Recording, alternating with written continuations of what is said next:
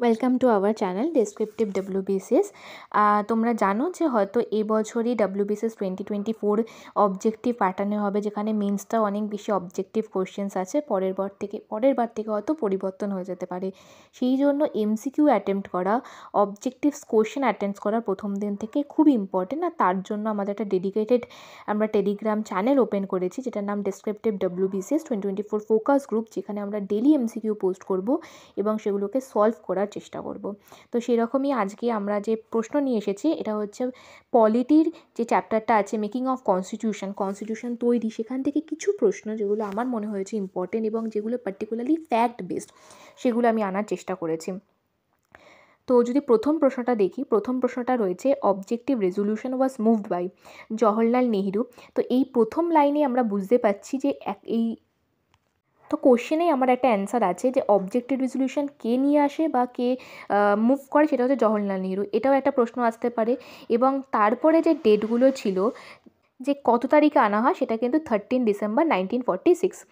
এবার 9 ডিসেম্বর 1946 প্রথম সেশন হয়েছিল, যেটা শচীন্দ্রনন্দা সিনহা তার প্রেসিডেন্ট ছিল, কারণ তিনি সবথেকে বয়স্ক ছিল। ফ্রেঞ্চ নিয়ম অনুযায়ী সবথেকে বয়স্ক যিনি, যে উনি ওল্ড এজ, তিনি প্রেসিডেন্ট হয়। তাই প্রেসিডেন্ট প্রথম নির্বাচিত হয়নি। 9 ডিসেম্বর 1946 ফার্স্ট সেশন কনস্টিটিউয়েন্ট অ্যাসেম্বলির, আর শচীন্দ্রনন্দা সিনহা প্রেসিডেন্ট ছিলেন, Sachchidananda Sinha. And 13 December 1946 Jawaharlal Nehru objective resolution পেশ করে, মুভ করে। তো এটা হচ্ছে প্রথম প্রশ্নটার অ্যান্সার। তো এর থেকে দুটো ইম্পর্ট্যান্ট জিনিস পেলাম। 9 ডিসেম্বর 1946 প্রথম সেশন, যেটার প্রেসিডেন্ট ছিল সচিদানন্দ সিনহা, তিনি সবথেকে ওল্ডেস্ট ছিলেন, তাই জন্য তাকে পছন্দ করা হয়েছিল প্রেসিডেন্ট হিসেবে। পরে যদি প্রশ্নটা আমি দেখি, পরের প্রশ্নটা বলছে who were the vice president of constituent assembly, যে কনস্টিটিউয়েন্ট অ্যাসেম্বলির ভাইস প্রেসিডেন্ট কি। এবার অপশানগুলো দেখে আমি বুঝতে পারছি, আমি দুটো দুটো করে দিয়েছি, মানে দুজন ছিল। তো এইচ.সি. মুখার্জি আর ভি.টি. কৃষ্ণামাচারী, এই দুজন ছিল কনস্টিটিউয়েন্ট অ্যাসেম্বলির ভাইস প্রেসিডেন্ট। না, তারপরে প্রশ্নটা ছিল যে which one of the modified version objective resolution is present in constitution, মানে যে অবজেক্টিভ রেজলিউশন সেটা মডিফাইড হয়ে, যেটা বর্তমানে সংবিধান বা কনস্টিটিউশনে কোন অংশটা রয়েছে। এবার আমরা প্রথমে বুঝতে হবে অবজেক্টিভ রেজলিউশন আসলে কী ছিল। অবজেক্টিভ রেজলিউশন ছিল একটা আইডিয়া যে ভারত কেমন হবে, অর্থাৎ যারা কনস্টিটিউশন মেকার্স ছিল, যারা কনস্টিটিউশন বানাচ্ছিল, তারা কেমন ভারত চায়, ভারতের লোকদের কী দিতে চায়। যেমন ভারতের লোকদের জাস্টিস দিতে চায়, সোশ্যাল, ইকোনমিক, পলিটিক্যাল সমানতা, ইকুয়ালিটি দিতে চায়, লিবার্টি দিতে চায়, একটা রিপাবলিক দিতে চায়। তো এটা কেমন হবে, কী করে কনস্টিটিউশন বানাবে, তার একটা গাইডেন্স আমরা বলতে পারি বা গাইডলাইন্স বলতে পারি অবজেক্টিভ রেজলিউশনের মাধ্যমে।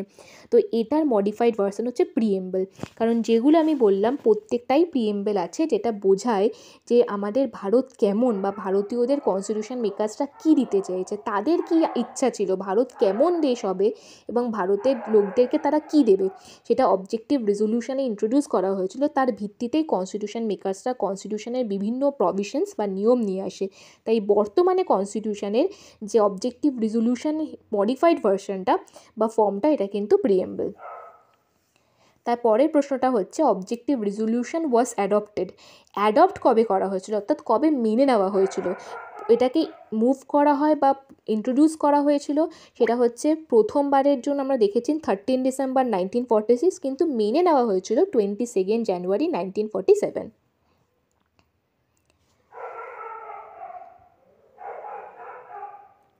পরের প্রশ্নটা who was the chairman of constituent assembly when it met as the legislative body. এবার আমাদের বুঝতে হবে যে লেজিসলেটিভ বডি আসলে কি বলতে চাইছে। যখন কনস্টিটিউয়েন্ট অ্যাসেম্বলি ফর্ম হয় 1946, এটার একমাত্র উদ্দেশ্য ছিল ক্যাবিনেট মিশনের পর, যেটা ভারতের সংবিধান বানাবে।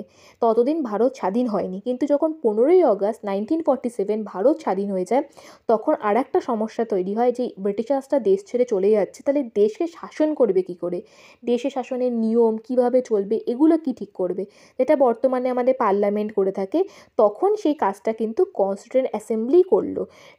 মানে তারা সংবিধানও তৈরি করার ভার নিল, সাথে সাথে দেশ চালানোর, শাসন কার্য করারও ভার নিল, যেটা বর্তমানে নেতা মন্ত্রীরা করে থাকে। তো লেজিসলেটিভ বডি, যখন কনস্টিটিউয়েন্ট অ্যাসেম্বলি লেজিসলেটিভ বডি হিসেবে কাজ করতো, তখন তার যে চেয়ারম্যান ছিল, সেই চেয়ারম্যান ছিল যে জি.ভি. মালভিঙ্কার। তাহলে বুঝতে হবে, একটা হচ্ছে কনস্টিটিউশন বানাচ্ছে, আর একটা হচ্ছে যখন শাসন করছে, কারণ তখনও ভোট হয়নি, কোনো প্রধানমন্ত্রী নেই, কাউকে আমরা ভোট দিয়ে আনিনি, কোনো মন্ত্রী পরিষদ নেই, পার্লামেন্ট নেই, তখন কে সিদ্ধান্ত নেবে কীভাবে দেশ চলবে, কীভাবে শাসন হবে, কীভাবে নিয়ম হবে? তার জন্য তখন লেজিসলেটিভ অ্যাসেম্বলি হিসেবে কনস্টিটিউয়েন্ট অ্যাসেম্বলি কাজ করতো। আর তখন তার চেয়ারম্যান ছিল হচ্ছে জিভি মালভিঙ্কার। তারপরে প্রশ্নটা, ন্যাশনাল ফ্ল্যাগ কবে অ্যাডপ্ট করা হয়? এটার উত্তরটা হচ্ছে 22 জুলাই 1947। এবং আমাদের পরীক্ষায় এরকম প্রশ্ন আসে, ন্যাশনাল ফ্ল্যাগ অ্যাডপ্ট কবে করা হয়, ন্যাশনাল অ্যান্থেম অ্যাডপ্ট কবে করা হয়। এগুলো খুব ফ্যাক্ট, তাই মনে থাকলে অ্যান্সার করা যাবে, তাই বারবার রিভাইজ দেওয়া উচিত। যেমন আমি এখানে মেনশন করে দিয়েছি 24 January 1950 national anthem, national song, এবং রাজেন্দ্র প্রসাদ প্রথমবারের জন্য রাষ্ট্রপতি হিসেবে নির্বাচিত হয়। আর আমাদের ন্যাশনাল ফ্ল্যাগ অ্যাডপ্ট হয় 22 জুলাই 1947। আমাদের প্রথম ভোট হয়েছিল 1951, তার আগেই আমরা কিন্তু রাজেন্দ্র প্রসাদকে আমাদের যে রাষ্ট্রপতি হিসেবে ইলেক্ট করেছিলাম, সেটা হচ্ছে 24 জানুয়ারি 1950।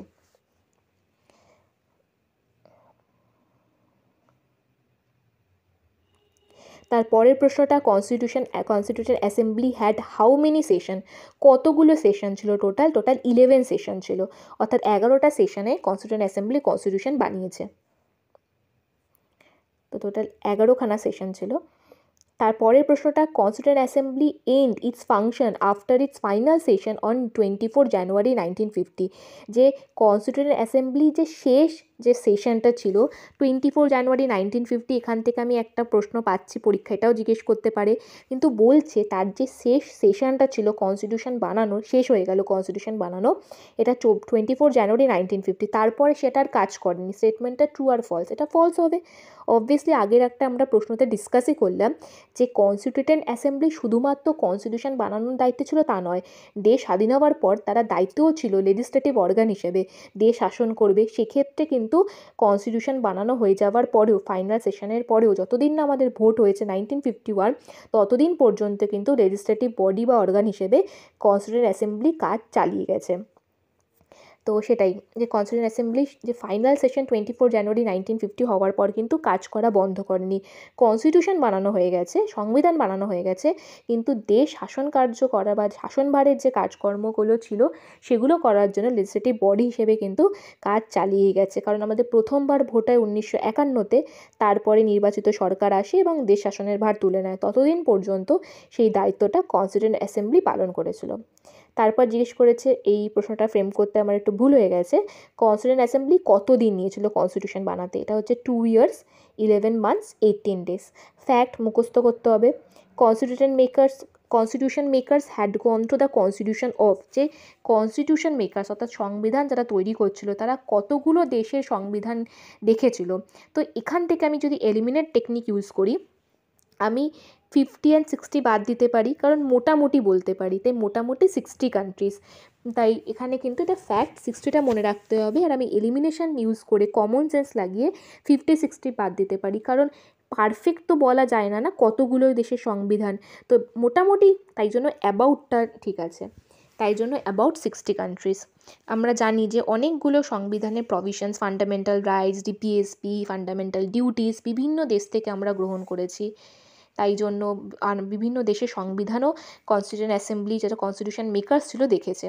পরের প্রশ্ন, ড্রাফটিং কমিটি কবে তৈরি হয়েছিল? এটা হচ্ছে 29 অগস্ট 1947, যার প্রেসিডেন্ট বা চেয়ারম্যান ছিল doctor B.R.. Ambedkar. Total members কতজন ছিল ড্রাফটিং কমিটিতে? 7 জন। ড্রাফটিং কমিটি কতদিন লেগেছিল ড্রাফট তৈরি করতে?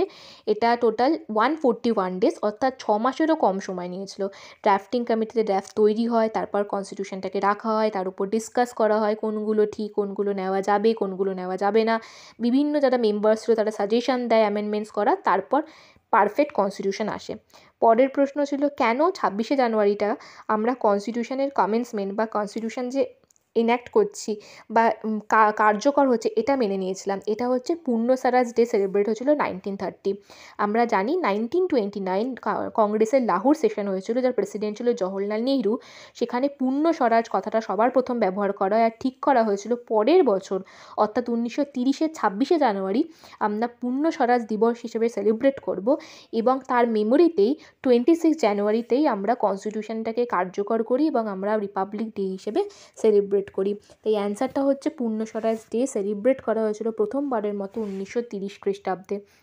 পূর্ণ স্বরাজ মানে কমপ্লিট ইন্ডিপেন্ডেন্স, আমরা পূর্ণ স্বাধীনতা চাই।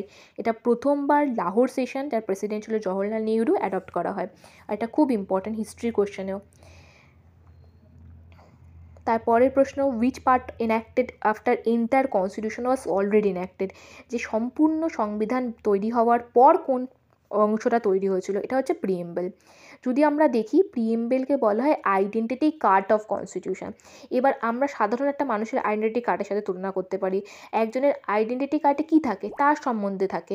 তো সেই আইডেন্টিটি কার্ড দেখে আমরা একটা ব্রিফ আইডিয়া পাই মানুষটার সম্বন্ধে, তার অ্যাড্রেস, তার ব্লাড টাইপ, অনেক কিছু একটা একটা ব্রিফ মানে আইডিয়া পাওয়া যায় সে কে বা মানুষটা কেমন।